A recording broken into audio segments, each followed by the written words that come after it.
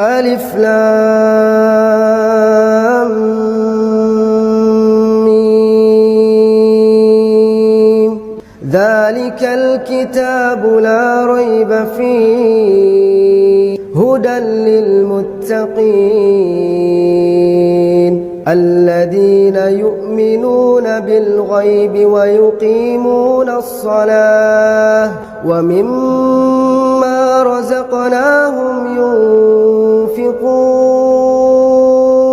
والذين يؤمنون بما أنزل إليك وما أنزل من قبلك وبالآخرة هم يوقنون أولئك على هدى من ربهم وأولئك هم المفلحون.